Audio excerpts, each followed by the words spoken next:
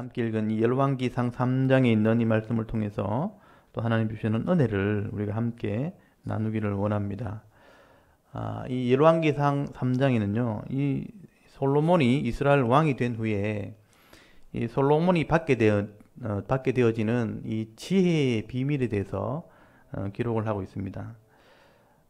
우리가 솔로몬은 하면 너무 잘 아는 왕이죠. 솔로몬 하면 제일 먼저 생각나는 게 솔로몬의 지혜죠.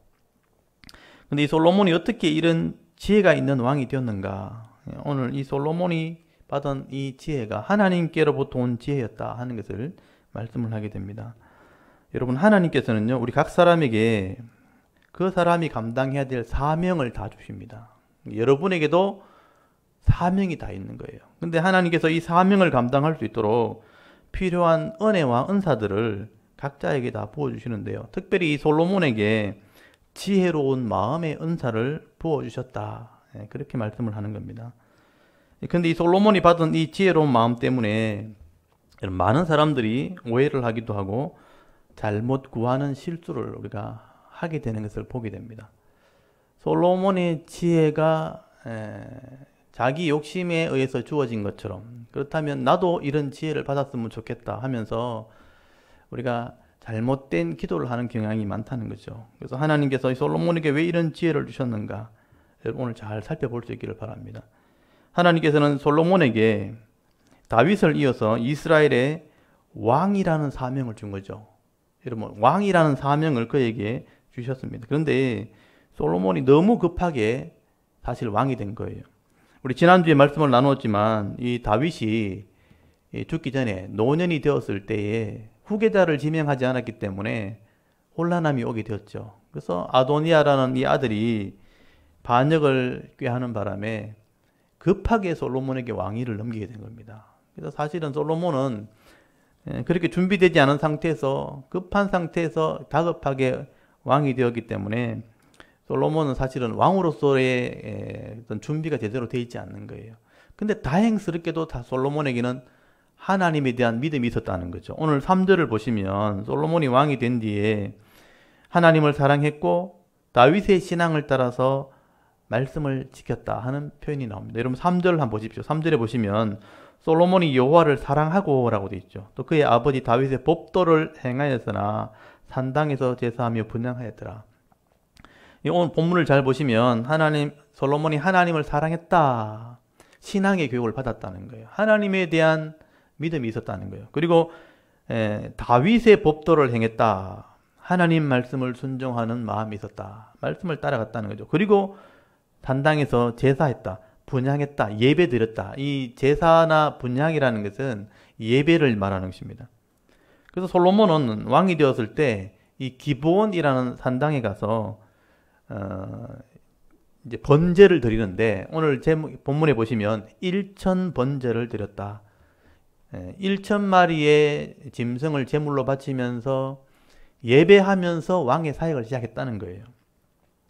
그래서 이 솔로몬이 이 번제를 드렸던 이곳이 기브온이라는 산당인데, 제가 기브온 산당의 위치를 조금 좀 보여드리겠습니다. 이 예루살렘이 아니고 왜 기브온 산당에서 예배를 드렸을까? 사실 솔로몬은 왕궁이 예루살렘에 있었거든요. 예루살렘에 있었는데 예배는 기브온이라는 산당에서 드렸다고 기록을 하죠. 그래서 지도를 제가 잠깐 보여드리겠습니다. 왜 기브온에 가서 예배를 드렸을까 하는 게 오늘 또 생각해 볼 문제인데요. 여기 지도가 나와 있는데, 여기 보면 예루살렘, 빨간 점으로 예루살렘이 보이죠. 그리고 요 산길을 따라서 이렇게 가다 보면 라마, 사무엘의 고향이죠. 라마에서 이제 여기 이제 산꼭대기고, 밑으로 내려다 보면 기브온이라는 곳이 기브온. 여기 기브온 산당인데 거리는 그렇게 멀지 않아요. 이걸 이제 지도로 보면 그런데 사진으로 보면 여기 솔로몬이 1천 번제를 드렸던 기브온인데, 여기 보시면 여기가 다윗이 있던 성이고, 여기 보면 성전산이라 그래가지고 나중에 성전이 세워진 곳이에요. 그래서 아리우나의 타작마당이라고 되어 있는데, 여기가 지금 성전이 세워진 곳이고, 이건 이제 최근이고, 요 밑에 보면 여기가 이제 옛날 다윗성이 있던 곳입니다. 여기서부터 기브온 산당이 여기까지 돼 있거든요. 이쪽으로 와서 쭉 내려가면 되는데 거리는 그렇게 멀지 않아요. 근데 이 기브온 산당에서 제사를 드렸다는 거죠.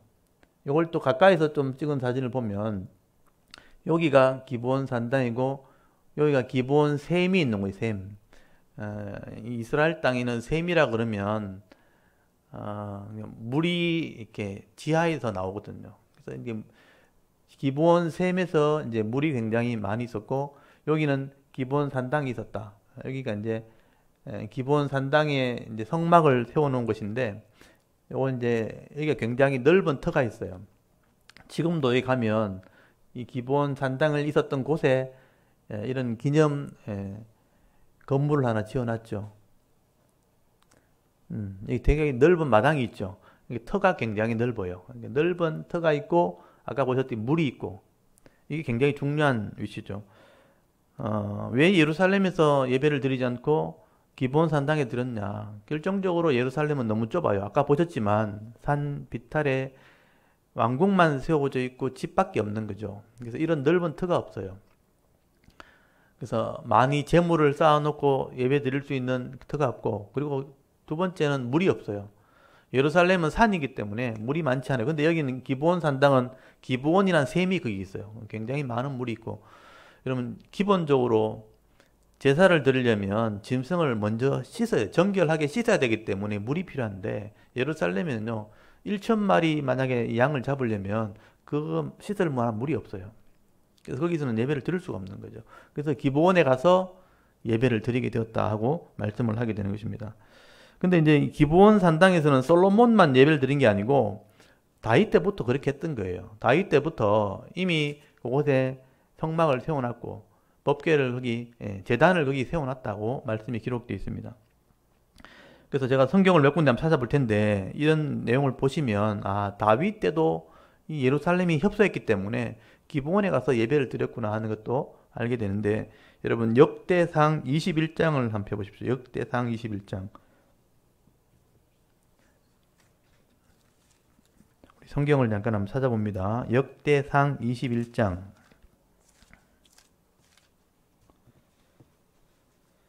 역대상 21장 거기 29절을 한번 보시면요.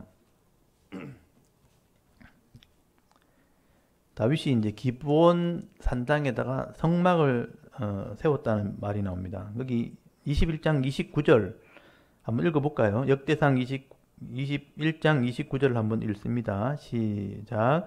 옛적에 모세가 광야에서 지은 여호와의 성막과 번제단이 그때에 기브온 산당에 있었으나 하는 표현이 나오죠.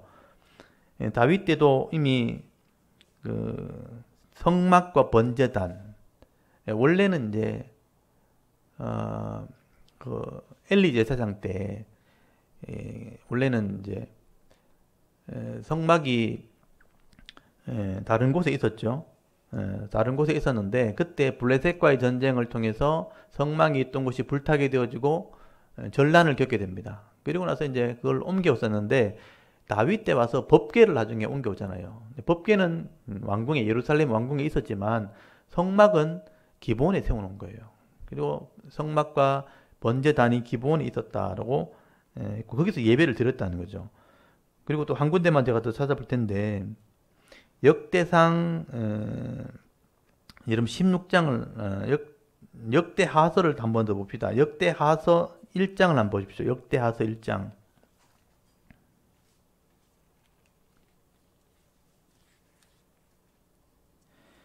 역대하서 1장 거기 3절부터 6절까지 여기도 이제 솔로몬의 얘기를 똑같이 기록해 놓으면서 여기 조금 더 자세히 설명을 해놨어요.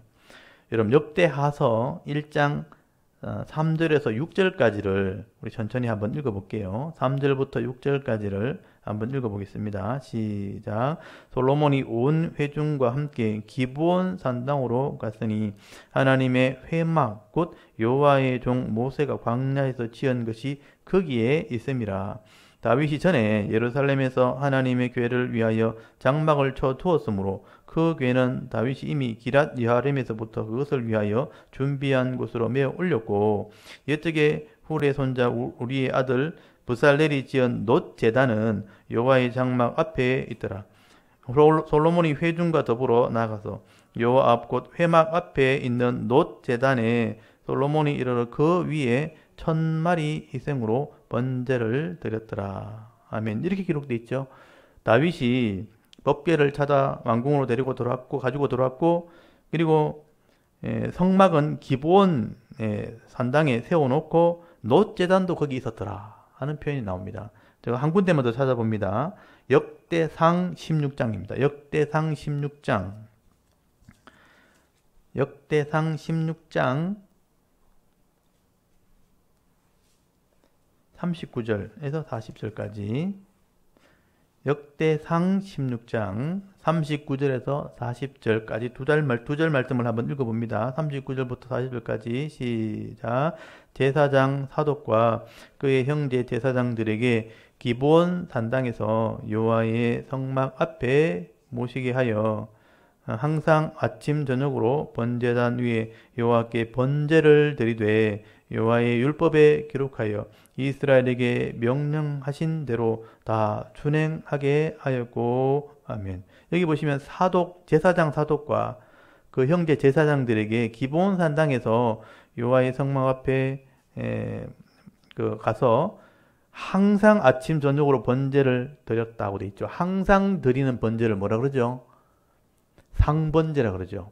그러니까 다윗 때 이미 기브온 산당이 그 넓은 터가 있었고 거기 물이 있었기 때문에 예배를 드리기에, 제사를 드리기에 용이한 곳이었다는 거예요. 그래서 항상 거기서 제사장들이 번제를 드렸고 예배를 드렸던 곳이었다. 그래서 이 솔로몬도 아버지의 이런 모습을 보면서 첫 왕이 되었을 때 헌신하는 예배, 이 번제라는 말 자체가 태워서 다 드리는 거잖아요. 하나님 앞에 왕으로서의 헌신하는 첫 예배를 드릴 때에 기브온의 산당 가서 1000마리의 짐승을 잡은 거예요. 그래서 아까 우리 역대하서 1장 6절에 보셨잖아요. 여기 1000번제라고 되어 있지만 우리 열왕기상 3장에는 1000번제지만 아까 역대기하서 1장 6절에 보면 1000마리의 번제라고 되어 있어요. 그러니까 짐승을 1000마리를 잡은 거예요. 한 번에 드린 거예요. 한 번에. 그래서 헌신하는 예배를 하나님께 드린 것입니다. 그래서 이 왕으로서의 사역할 때 자기가 부족한 건 아니까 하나님께 맡긴 거예요. 번제라는 의미가 뭐냐면 다 드린다는 뜻이에요. 내가 헌신한다, 하나님께 드려진다, 하나님께 모든 걸 맡긴다, 이런 의미가 번제예요. 이 제사장이 백성을 위해서 매일 번제를 드렸지만 이 제사장이 드리는 번제는 이 백성이 다 하나님 것입니다, 이런 의미거든요. 근데 솔로몬은 자기가 왕이니까, 내가 왕이 되었으니까 내가 하나님께 드려진다 하고 1000번제를 하나님께 드린 것이죠. 헌신하는 예배를 드린 것입니다.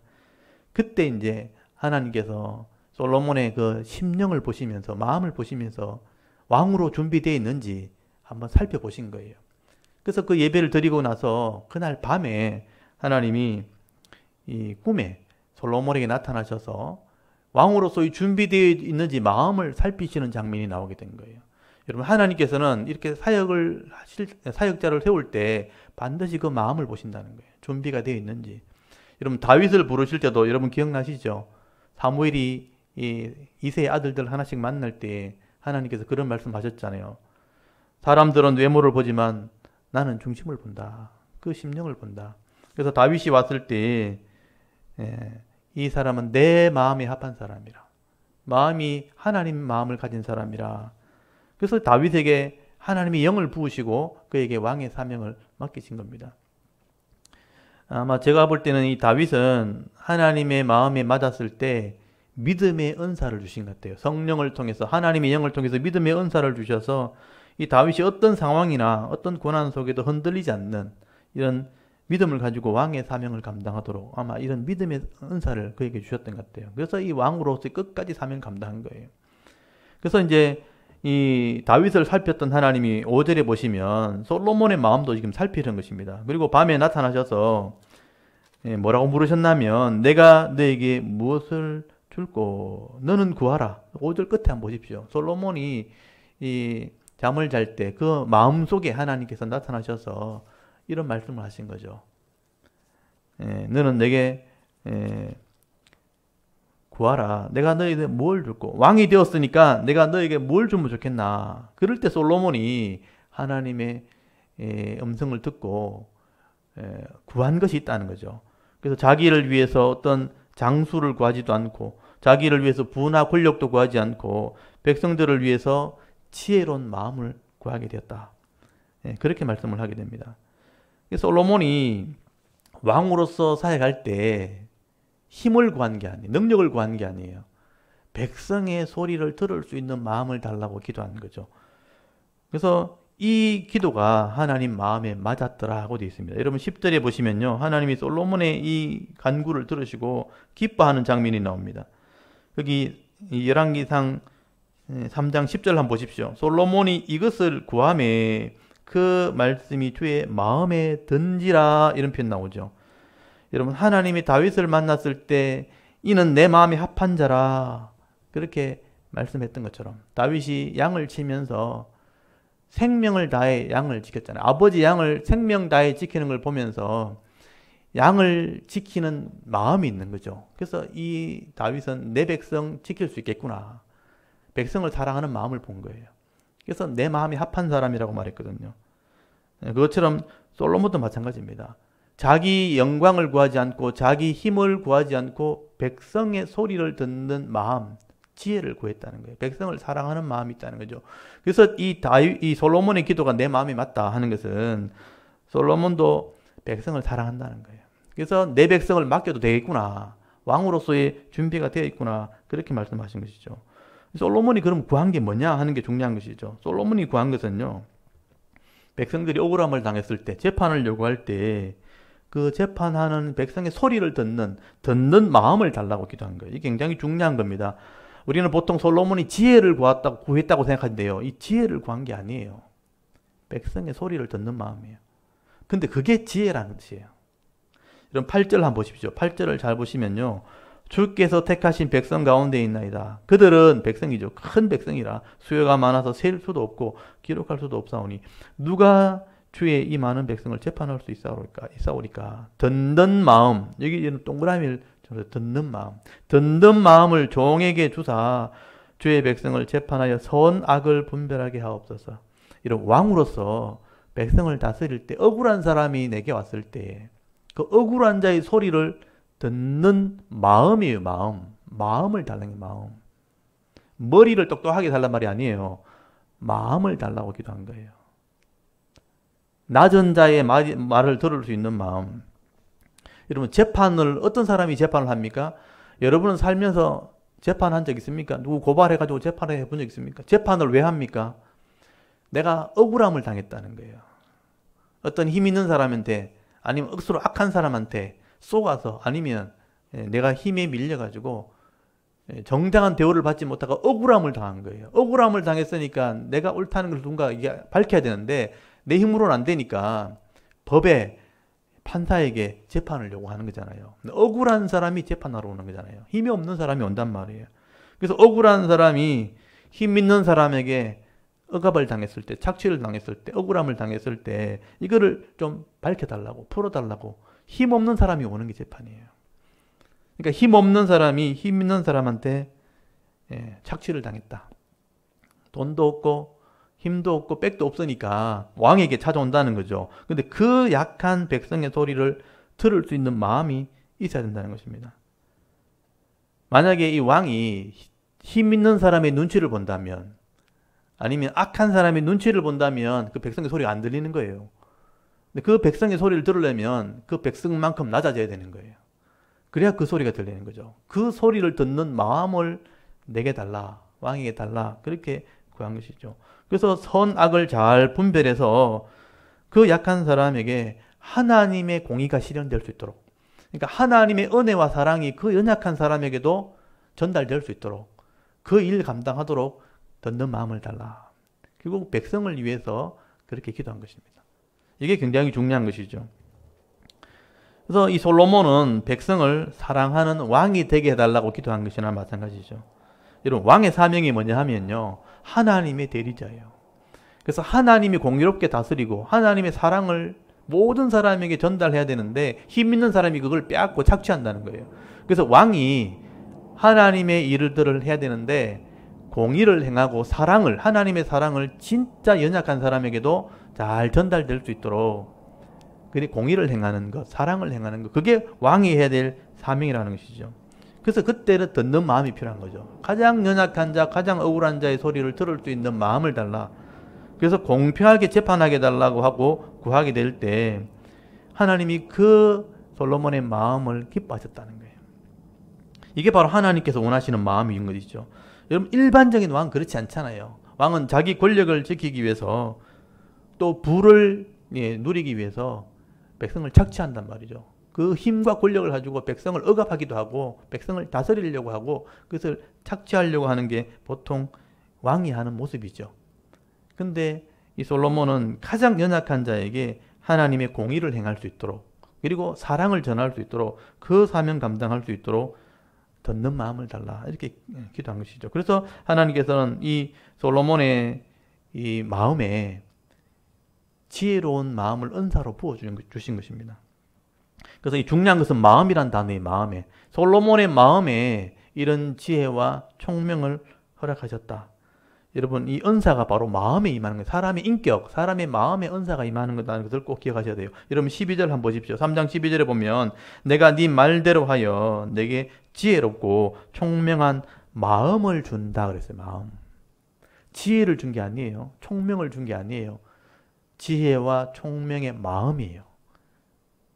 저는 이 부분을 좀 잘 살펴봤으면 좋겠습니다. 우리는 사람이 똑똑하면 된다고 생각해요. 굉장히 계산을 빨리 하면 된다고 생각하죠. 아무리 빨라도 그게 잘못된 거면요, 반드시 잃어버리고 실패하게 되어 있습니다. 근데 지혜로운 마음, 총명한 마음은 그렇지 않아요. 하나님이 지혜로운 마음과 총명한 마음을 주셨다. 그리고 네 앞에도 너와 같은 자가 없거니와 네 뒤에도 너와 같은 자가 일어남이 없으리라.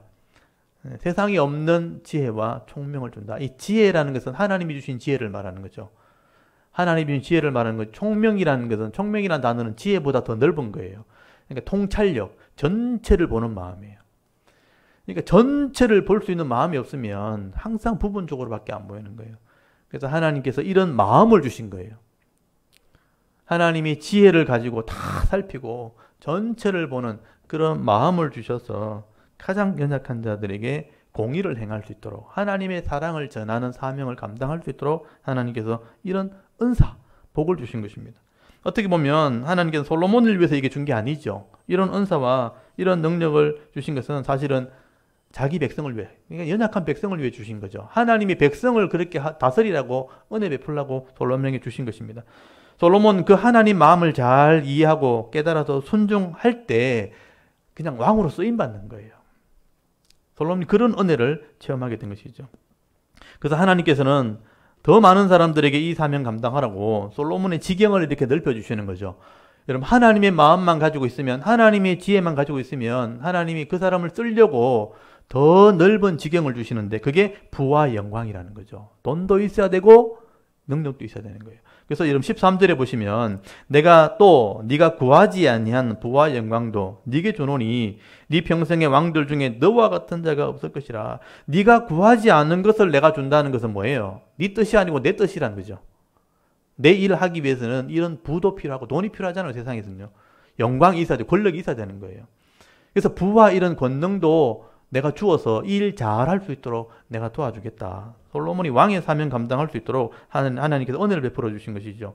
여러분, 이게 바로 예수님 말씀하신 그 나라와 그 의를 위한 구도예요. 하나님의 나라를 위해서 쓰임 받겠다고 할 때 하나님 필요한 것을 더해 주시는 거죠. 먼저 그 나라와 그 의를 구하면 이 모든 것, 필요한 것을 내가 더해 주시겠다. 하나님께서 그렇게 약속하신 것이 이런 말씀이죠. 여러분, 하나님 나라를 위해서 우리가 기도하고 헌신하게 되면요, 하나님 그것을 이루시기 위해서 세상에서 더 필요한 거 주십니다. 그게 은혜예요. 그게 은혜고 복이라는 것입니다. 그래서 우리 기도를 여러분 한번 살펴볼 필요가 있는 것이죠. 우리가 솔로몬처럼 하나님의 마음을 구해야 되는 거죠. 하나님, 내 사명이 무엇입니까? 가르치는 자면 가르치는 대로, 직장에서 섬기는 자는 직장에 섬기는 자로, 아니면 사업을 하시는 분 사업하시는 대로 이 직장에서 하나님의 뜻을 이룰 수 있도록 공의로운 마음, 사람들의 소리를 듣는 마음, 전체를 살필 수 있는 총명의 마음을 달라고 기도하세요. 마음을 달라고 기도하시면 하나님이 그 일 감당할 수 있도록 물질도 주시고 환경도 주시는 겁니다. 그래서 그 은혜로 감당하게 될 때 하나님이 주시는 복을 받게 되는 거죠.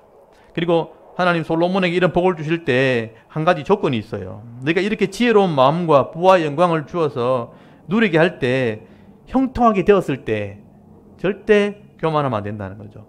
끝까지 하나님 말씀대로만 한다면, 하나님의 법대로만 한다면 내가 이 사역을 길게 하게 해주겠다. 오래도록 이 사명 감당하도록 해주겠다. 이게 하나님의 조건이에요. 여러분 14절 한번 보십시오. 3장 14절에 보면 네가 만일 네 아버지 다윗이 행함 같이 내 길로 행하며, 하나님의 길이죠, 내 법도와 명령을 지키면 내가 또 네 날을 길게 하리라. 이 왕의 사명을 오래도록 할 수 있도록 도와주겠다. 내 길과 내 법도와 내 명령이죠. 하나님 말씀이죠. 다윗에게 주었던 이 하나님 법대로만 다스린다면, 이 말씀대로 순종한다면 너의 날을 길게 해주겠다. 여러분, 하나님 말씀대로 순종할 때 이 복을 주시고, 말씀대로 우리가 순종하려고 결단하게 되어질 때는 하나님이 오래도록 쓰시겠다는 것입니다. 그리고 그 기도를 응답해 주시겠다는 것이죠. 이 모습들을 잘 보시면서요, 솔로몬이 받은 은혜가 무엇인지를 한번 생각해 보셔야 돼요. 근데 우리가 조금 이제 이 말씀을 너무 쉽게, 너무 짧게 이것을 보고 이제 내 욕심대로만 성경을 우리가 착각할 때 있다는 것이죠. 이 솔로몬이 1000번제를 드렸다는 거예요. 그래서 1000번제를 드리고 정성을 쏟았더니 하나님이 응답하셨는가 보다 하면서 나도 그러면 1000번제 드려야지, 이것만 보는 거예요.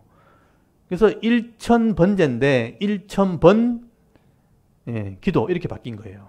그래서 1000번 하면 되는구나. 정성을 1000번이나 이렇게 쏟고 내가 매달리면 하나님이 그 정성을 보시고 응답하시는구나. 이게 이방인의 개념이거든요. 우상을 섬기는 개념인데 이 성경을 잘못 우리 욕심대로 착각을 한 것이죠. 그래서 우리가 1000번 기도한다, 1000번 헌금을 한다, 그렇게 하시는 분, 매일 열심히 하는 건 좋아요. 그렇지만 욕심으로 하면 안 된다는 거예요. 그래서 1000번 하나님께 매달리면 내 꿈도 내 계획도 다 이루어질 거다, 이렇게 착각하면 안 된다는 것이죠. 여러분, 성도들이 이 믿음으로 순종하고 말씀대로 순종하지 않고 그냥 내 욕심대로만 살려고 하면서 내가 1000번 매달리면 해주겠지, 이런 식으로 하나님께 기도하거나 매달리면 안 된다는 것이죠. 그건 잘못된 신앙, 미신적인 신앙이 될 수밖에 없는 것입니다. 하나님께서는 이렇게 조급하게 자기 욕심을 이루기 위해서 구하는 것 절대 원하지 않습니다. 여러분, 하나님 말씀대로 순종하기를 바라시는 것이죠. 백성을 사랑하는 마음으로 또 하나님의 뜻대로 하기를 구할 때 하나님께서는 필요한 것도 주시고 부족하지 않도록 채워주시고 오래도록 할 수 있도록 도와주시겠다, 그렇게 말씀하시는 거죠. 그래서 여러분, 하나님 마음을 좀 잘 보실 수 있기를 바랍니다. 그래서 오늘 저와 여러분들 이런 하나님 마음을 바로 이해하고요, 또 이 말씀의 원리를 잘 깨달으셔서 다윗처럼, 이 솔로몬처럼 하나님 마음에 합한 자가 먼저 될 수 있기를 바랍니다. 그리고 말씀대로 기도하고 말씀대로 순종하려고 결단하게 되어질 때에 하나님이 주시는 이런 은혜와 복을 받아서 여러분 사명 감당할 때 정말 기쁨으로 또 많은 사람들에게 은혜와 영향력을 미치며 살아갈 수 있는 믿음 있는 성도 될 수 있기를 간절히 소원합니다. 그리고 오늘 본문에 잘 보시면요, 이 솔로몬이 이 지혜를 받았다는 이 증거로 하는 대표적인 한 사건을 기록한 한 게 있습니다. 여러분 16절부터 오늘 28절까지 보시면 이 솔로몬의 명재판에 대한 얘기가 기록이 되어 있죠. 이 얘기는 너무나 많이 이제 알려져 있죠. 불신자들도 다 아는 얘기입니다. 여기 16절부터 보시면 이 두 창기, 이 두 창녀에 대한 얘기가 나옵니다. 이 창기는 말 그대로 몸을 팔아서 돈을 버는 사람들이에요. 그러니까 그 당시에 제일 비천한 사람. 왜 이 창기에 대한 예를 들었냐면 그 시대 가운데서도 제일 대우받지 못하는, 아무도 도와주지 않는, 거의 버려진 자와 같은 이런 여인들이 창기들이에요. 그런 사람들 중에 억울한 일이 생겼다는 것입니다. 여러분, 두 창기가 아이를 둘 다 낳게 된 거죠. 그래도 아이를 낳았는데 그 아이를 이렇게 양육을 하는 중에 한 창기가 이 아이를 이렇게 잠을 자면서 그 갓난 아기니까 눌러서 아이를 그냥 죽여버린 거예요. 그래서 이 창기가 그냥 그것도 슬퍼하고 끝냈으면 좋았는데 이 아이를 옆에 있는 집의 창기의 아이와 바꿔버린 것이죠. 욕심이 생긴 거죠. 그래서 아이를 바꿔놓고 자기 죽은 아이를 옆에 있는 집에 갖다 놓고 그 살아있는 아기를 자기 아이인 것처럼 데리고 온 것입니다. 그래서 이제 잠에서 깨어난 이 장기는 일어나서 젖을 주려고 보니까 자기 아이가 죽어 있는 거죠. 깜짝 놀라서 보니까 자기 엄마는 자기 애를 아니까 자기 애가 아닌 거예요. 옆집에 가보니까 자기 애가 있는 거죠. 그래서 두 장기가 서로 내 아이를 내놓으라고 싸움이 벌어진 것입니다. 서로 살아있는 아이가 내 아이라고 싸움을 하다가 결국은 솔로몬 왕을 찾아오게 된 것이죠. 그래서 이 여인들이 두 장기가 솔로몬 왕 앞에 와서 가지고 서로 싸우는 겁니다. 살아있는 아이가 내 아이고 죽은 아이는 저 여자 아이라면서 서로 막 그렇게 싸우는 거죠. 그때 이 솔로몬이 이 여인들이 다투는 걸 보면서 명재판을 하게 되는 것입니다. 그래서 24절 거기 25절에 보시면 우리가 잘 아는 것처럼 칼을 고자라고 명령하고 이 아이를 둘로 나눠라. 칼로 잘라서 서로 자기 아이라고 하니까 이 아이를 반 나눠줘라 하고 판결을 내리게 됩니다. 그때 이 진짜 이 살아있는 아기의 엄마가 아기를 죽일 수 없잖아요.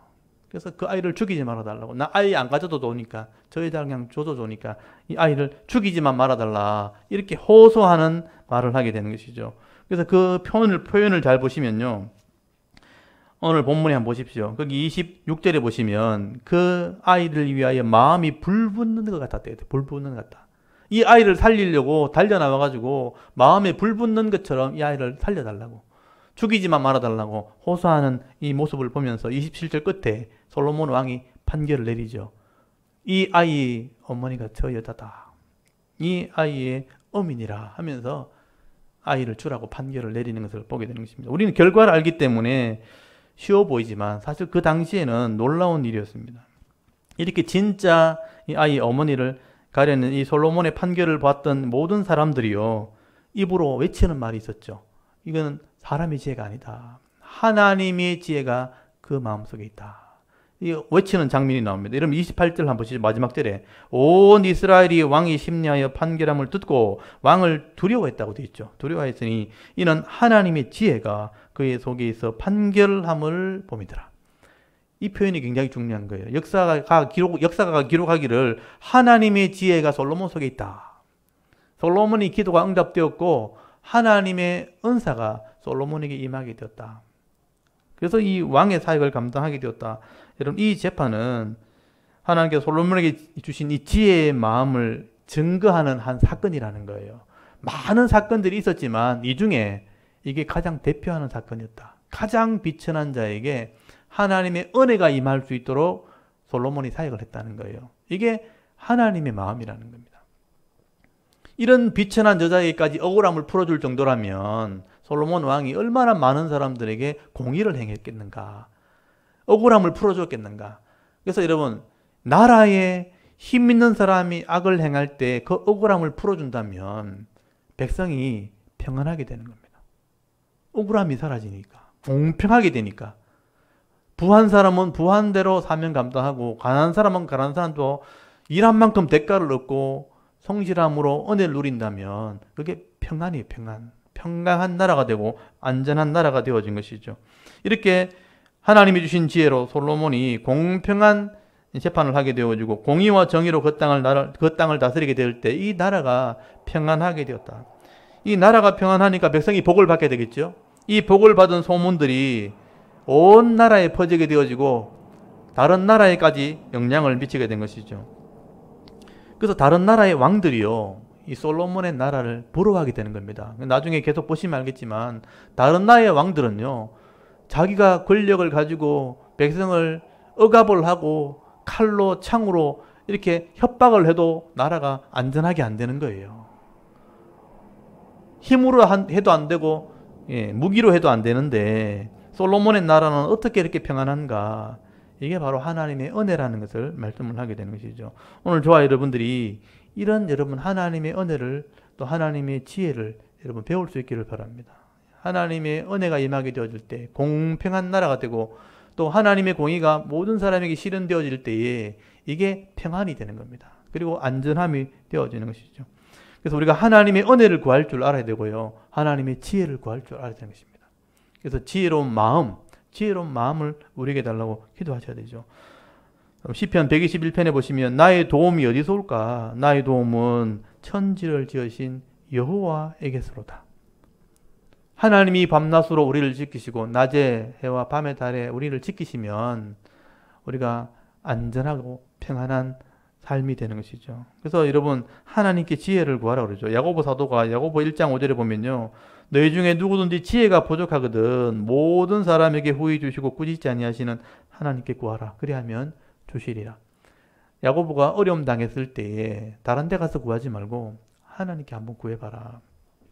먼저 그 나라와 그 의를 위해서 솔로몬처럼 지혜와 총명의 마음을 구할 때 하나님이 그 사명 감당할 수 있도록 은혜 베풀어 주신다는 것이죠. 여러분 그 은혜가 임하게 되어질 때에 우리 기업도 우리 가정도 내 심령도 평안한 은혜를 누릴 수 있게 될 것입니다. 여러분 솔로몬이 자기 욕심을 구하지 않고 권력을 구하지 않고 사람을 위해 지혜로운 마음을 구할 때에 하나님께서 응답하실 뿐 아니라 더 많은 사람에게 이 은혜를 나누라고 부와 영광도 주었다는 것 여러분 꼭 기억할 수 있기를 바랍니다. 그래서 오늘도 우리가 함께 이 말씀을 기억하면서 기도할 때도 이 나라의 지도자들이 권력자들이 이런 하나님의 지혜와 총명의 마음을 가질 수 있도록 좀 기도할 수 있기를 바랍니다. 그리고 내 욕심을 구하고 기도하기보다는 이 솔로몬처럼 하나님의 뜻을 구하고 먼저 그 나라와 의를 구하게 될 때 하나님께서 더해 주시는 그런 은혜로 말미암아 또 우리 교회를 섬기고 가정을 섬기고 직장을 섬길 때에 오늘도 형통한 삶을 살아갈 수 있는 하나님이 도우시는 은혜로 넉넉히 이기는 자의 삶을 살아갈 수 있는 저와 여러분의 남은 생의 삶이 될 수 있기를 주의 이름으로 축원합니다. 아멘. 우리 잠깐 기도드리겠습니다.